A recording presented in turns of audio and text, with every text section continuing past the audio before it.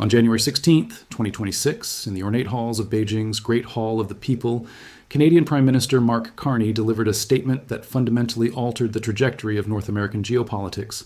Standing beside Chinese President Xi Jinping, Carney announced the establishment of a new strategic partnership between Canada and China, declaring that this relationship would help both nations navigate what he termed new global realities. The carefully chosen words masked the magnitude of what had just occurred. Canada had publicly positioned China as a more reliable partner than the United States, securing $3 billion in immediate trade benefits while delivering a strategic blow to American influence in its own hemisphere. The timing of this announcement was not coincidental.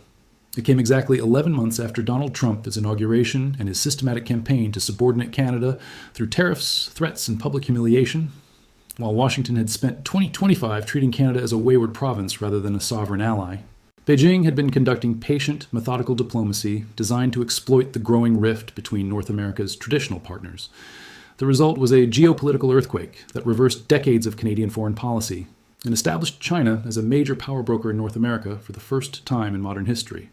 The economic framework of the China Reset revealed the sophistication of Beijing's long-term strategy. The centerpiece was the resolution of the canola dispute that had paralyzed $4 billion in annual trade. Chinese tariffs on Canadian canola seed would be reduced from 85% to 15% by March 1, 2026, effectively reopening a market that had been closed to Canadian farmers for nearly 2 years.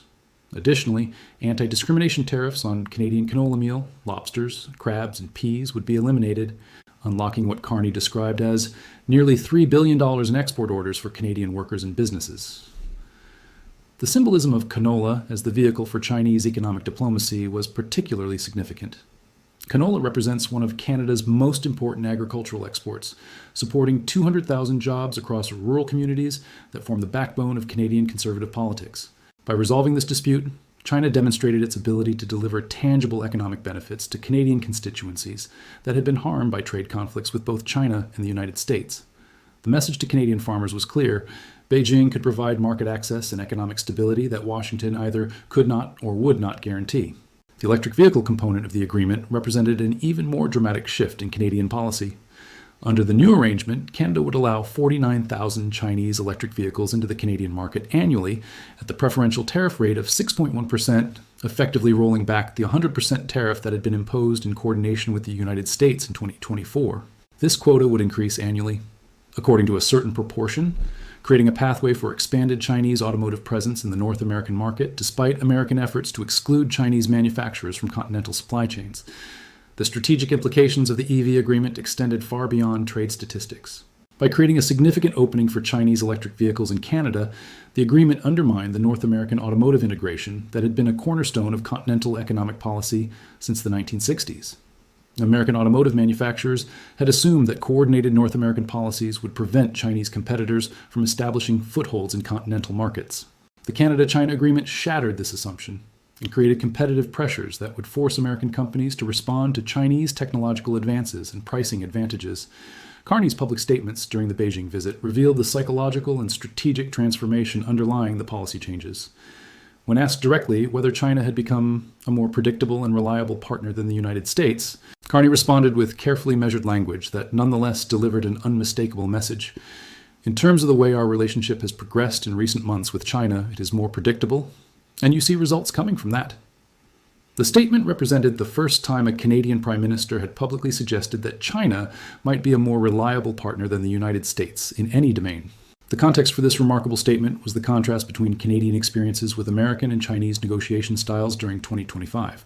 While Trump had subjected Canada to public humiliation, unpredictable policy reversals, and threats of annexation, Chinese officials had conducted systematic professional diplomacy focused on concrete economic outcomes. Chinese negotiators had presented detailed proposals, followed through on commitments, and treated Canadian officials as representatives of a sovereign nation rather than subordinate administrators. The psychological impact of this differential treatment on Canadian decision-makers appeared to be profound. The broader framework of the strategic partnership revealed Chinese strategic thinking about middle power relationships in an era of great power competition. Rather than demanding exclusive alignment or comprehensive cooperation, China had proposed selective engagement in 5 specific domains: clean energy and climate competitiveness, expanded trade in agriculture and energy, multilateral cooperation, public safety and security cooperation, and people-to-people cultural exchanges. This approach allowed Canada to maintain its fundamental security relationships with the United States while developing alternative economic and diplomatic options that reduced Canadian dependence on American decision-making. The energy cooperation component of the partnership held particular significance for continental energy security. Canada and China committed to launching a ministerial energy dialogue focused on both conventional and renewable energy cooperation. Given Canada's role as a major supplier of uranium, oil, and natural gas, expanded Chinese involvement in Canadian energy sectors could fundamentally alter North American energy dynamics. Chinese investment in Canadian energy infrastructure would provide Beijing with influence over resources that American strategic planners had long considered secure within the North American sphere of influence. The multilateral cooperation framework established mechanisms for Canada and China to coordinate positions in international institutions, ranging from the G20 to APEC to various UN bodies. This coordination represented a significant shift from previous Canadian approaches that had typically involved consultation with the United States before engaging with Chinese positions in multilateral forums. The new approach suggested that Canada would develop independent positions based on Canadian interests rather than automatically deferring to American leadership in international institutions. The agricultural cooperation agreements extended beyond immediate tariff reductions to encompass long-term food security partnerships. China committed to strengthening agricultural cooperation through a revitalized Canada-China Joint Agriculture Committee and various food safety cooperation mechanisms. Given China's massive food import requirements and Canada's position as a major agricultural exporter, this cooperation could establish Canada as an indispensable supplier for Chinese food security while providing Canadian farmers with guaranteed market access that was independent of American trade policies. The financial cooperation framework represented perhaps the most sophisticated element of the partnership arrangement. Canada and China agreed to establish a financial working group focused on monetary policies, financial market cooperation, financial stability, anti-money laundering cooperation, and global financial governance coordination. This framework provided mechanisms for Canada to participate in Chinese-led financial initiatives while maintaining relationships with Western financial institutions. The arrangement suggested that Canada was positioning itself to benefit from both Chinese and American financial systems, rather than being forced to choose between them. The public safety and security cooperation component represented the most politically sensitive aspect of the partnership. Canada and China committed to enhanced law enforcement cooperation focused on narcotics trafficking, transnational crime, cybercrime, synthetic drug production, and money laundering. This cooperation would involve information sharing and operational coordination between Canadian and Chinese security agencies, creating relationships that could complicate Canadian security cooperation with the United States. American intelligence officials had long expressed concern about Chinese efforts to penetrate Western security institutions through cooperative relationships. The visa-free travel commitment announced by Xi Jinping during Carney's visit represented a significant gesture designed to strengthen people-to-people relationships between Canada and China. The elimination of visa requirements for Canadian travelers would facilitate business relationships, educational exchanges, and cultural connections that could create long-term constituencies for continued Canada-China cooperation. The timing of this announcement, coming while the United States was implementing enhanced border security measures that complicated Canadian travel to the United States, highlighted the contrast between Chinese facilitation and American restriction of cross-border relationships. The reaction from Washington to Carney's Beijing visit revealed the extent to which the China reset had disrupted American strategic assumptions. Initial responses from Trump administration officials focused on expressions of disappointment and concern about Canadian policy coordination with American China policies. However, the measured tone of these responses suggested recognition that aggressive American reactions might drive Canada further toward Chinese cooperation. The administration faced the uncomfortable reality that American pressure tactics had contributed to driving a traditional ally toward closer relationships with America as primary strategic competitor. The domestic Canadian response to the China reset revealed the sophisticated political calculation underlying Carney's Beijing diplomacy. Agricultural constituencies that had been harmed by Chinese tariffs expressed strong support for the trade agreements. Business communities welcomed the expansion of market opportunities and the reduction of trade uncertainty. Even traditional security hawks acknowledged that the partnership provided Canada with leverage in relationships with both China and the United States. Opinion polling conducted immediately after Carney's return showed majority support for the strategic partnership, suggesting that Canadian public opinion had shifted significantly toward accepting closer relationships with China as a counterbalance to American pressure. The international implications of the Canada-China reset extended far beyond bilateral relationships to encompass broader patterns of middle power responses to great power competition. Australia, New Zealand, South Korea, and European middle powers were closely studying the Canadian approach to determine whether selective engagement with China could provide alternatives to exclusive alignment with either American or Chinese spheres of influence. The success of Carney's approach in securing concrete economic benefits while maintaining security relationships with the United States could provide a template for other middle powers seeking to maximize their strategic options in an era of great power rivalry. The economic data underlying the partnership revealed the scale of potential transformation in North American trade patterns. China represented Canada's second largest trading partner with $118.7 billion in two-way trade in 2024, but the relationship had been characterized by significant imbalances and recurring political tensions. The partnership framework provided mechanisms for expanding this trade relationship to $180 billion by 2030 while reducing its vulnerability to political disputes. This expansion would represent a fundamental shift in Canadian trade patterns away from overwhelming dependence on the United States toward a more balanced portfolio of international economic relationships. The technological cooperation implications of the partnership remained largely implicit in the public agreements, but the framework provided mechanisms for Canadian participation in Chinese technological development programs in areas ranging from artificial intelligence to renewable energy to advanced manufacturing. Canadian companies could gain access to Chinese markets and technological capabilities, while Chinese companies could establish operations in Canada that provided access to North American markets and technological expertise. This technological cooperation could accelerate Canadian economic development while providing China with footholds in critical North American technology sectors. The timing of the partnership announcement relative to the scheduled 2026 USMCA review created additional strategic complexity for American trade negotiators.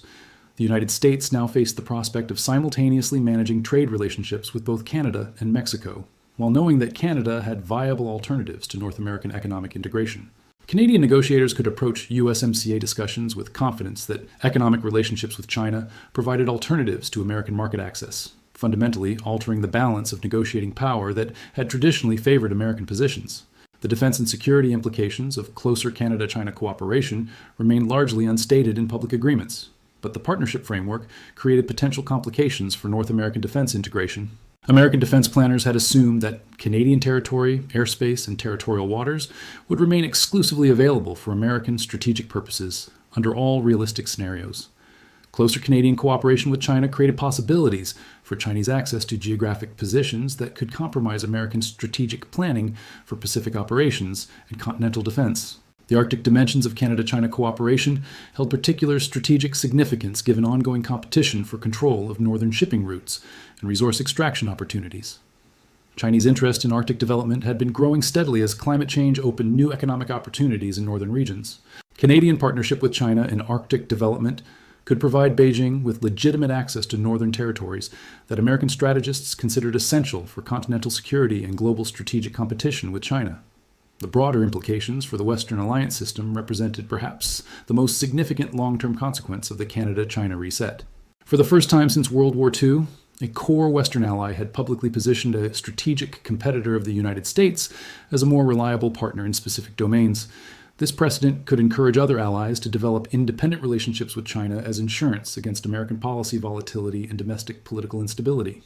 The cumulative effect of such relationships could fundamentally alter the balance of global power by providing China with access to resources, markets, and strategic positions that had previously been exclusively available to the United States and its allies. The financial market responses to the partnership announcement revealed investor assessments of the strategic implications. Canadian resource companies with significant Chinese exposure experienced stock price increases as markets priced in expanded access to Chinese markets and investment. American companies with integrated North American operations faced increased uncertainty about future trade patterns and competitive dynamics. Chinese companies gained access to North American markets and resources through Canadian partnerships that provided alternatives to direct confrontation with American trade restrictions. The academic and policy analysis community struggled to categorize the strategic significance of Carney's China reset within existing frameworks for understanding alliance relationships and great power competition. Traditional alliance theory assumed that middle powers would maintain consistent alignment with their primary security partner. But Carney's approach demonstrated that sophisticated middle powers could develop selective partnerships that provided alternatives to exclusive alignment while maintaining core security relationships. This approach challenged both American assumptions about automatic Canadian support and Chinese assumptions about the impossibility of sustained cooperation with Western allies. The precedent established by Canadian strategic partnership with China created possibilities for similar arrangements between China and other Western allies facing pressure from American policies. Australia had already demonstrated interest in expanded economic cooperation with China, despite security tensions. European allies were exploring various forms of selective engagement with China in economic and technological domains. The Canadian precedent suggested that Western allies could develop significant cooperation with China without completely abandoning security relationships with the United States, creating a more complex and multipolar alliance system than had existed during the Cold War era. The long-term implications for North American integration remained uncertain but potentially transformative. The assumption that Canada would remain economically dependent on the United States had been a cornerstone of American strategic planning since the 19th century. Viable alternatives to American economic relationships created possibilities for Canadian policy independence that could cascade into other domains, including defense, diplomacy, and international institutional cooperation. The psychological impact of successful Canadian resistance to American pressure through Chinese partnership could inspire similar approaches by other American allies facing pressure from Washington. The success of China's patient professional diplomatic approach to Canada provided a template for Chinese engagement with other Western middle powers. Rather than demanding immediate comprehensive alignment, Chinese strategists had demonstrated that selective cooperation focused on concrete economic benefits could create relationships that provided China with strategic advantages, while allowing Western partners to maintain face in other international relationships. This approach suggested that Chinese strategic thinking about relationships with Western countries had evolved beyond the binary competition frameworks that had characterized earlier periods of China-West tensions. As the immediate aftermath of Carney's Beijing visit unfolded through early 2026, the fundamental questions raised by the Canada-China reset remained unanswered. Would the partnership provide Canada with genuine strategic independence, or merely create new forms of dependence on Chinese decision-making? Could the selective engagement framework be sustained over time as great power competition intensified? Would American responses to Canadian policy independence strengthen or weaken the foundations of the broader Western alliance system? The answers to these questions would determine whether Carney's $3 billion bet on China represented the beginning of a new era of middle power independence, or the first step toward a fundamental realignment of global strategic relationships. The historical parallel to Britain, his gradual accommodation with rising American power in the early 20th century, suggested that established powers often struggle to adapt to challenges from traditional allies developing independent relationships with rising competitors. The United States faced the unprecedented challenge of maintaining alliance leadership while accepting that allies possessed viable alternatives to American economic and diplomatic relationships. The management of this challenge would determine whether the Western alliance system could adapt to multipolar competition or would fragment under the pressure of competing loyalties and interests. The China reset had demonstrated that the assumptions underlying American hegemony in the Western Hemisphere could be challenged successfully by sophisticated middle power diplomacy supported by Chinese strategic patience and economic capabilities. Whether this challenge represented an isolated incident or the beginning of broader changes in the global balance of power would depend on the responses of all parties to the new strategic realities created by Carney's historic decision to position China as a strategic partner in navigating an uncertain world.